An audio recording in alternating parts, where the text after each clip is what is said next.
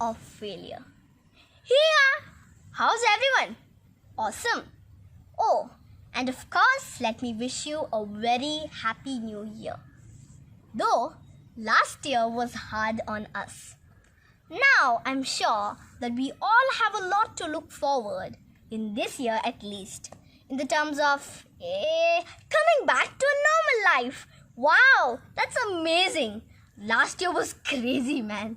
Well, that's life. And in this journey of life, we encounter a lot of hiccups and mess-ups. Failure in the path of success is actually more common than you think. Now, let me illustrate this with the story of the great Alexander Graham Bell.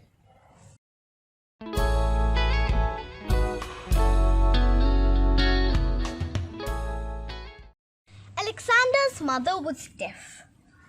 In spite of this handicap, she would love to watch young Alexander play on the piano. But he always wasn't sure whether his mother could listen to him play. And this is what incited his interest in sound and its other properties. He would spend hours peering inside the piano to see how it works, how it produces the sound of the notes. Well, he discovered that within the piano was an intricate arrangement of string, and which was struck by a little hammer, causing them to vibrate. And this is what made the sound of the notes.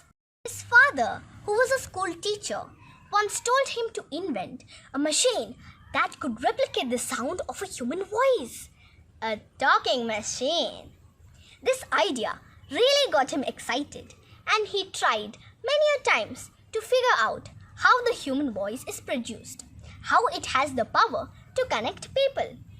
This was when his attention fell upon the telegraph machine. He put his institution to work to improve upon the instrument. While working on the telegraph machine, he always kept coming back to his original idea. Instead of sending a coded message, won't it be even better if a human voice could be sent from one distant place to another? He would always ponder. This could allow people who were far apart to actually talk to each other. Then he made a mission in life to invent such a machine.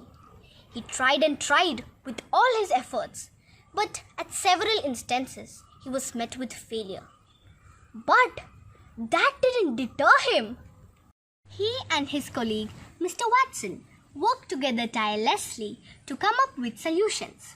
Finally, they were able to crack the problem when he discovered that he could use acid to convert the sound waves to electricity that could travel across a copper wire. His excitement when it worked even got him a nasty acid burn on his leg.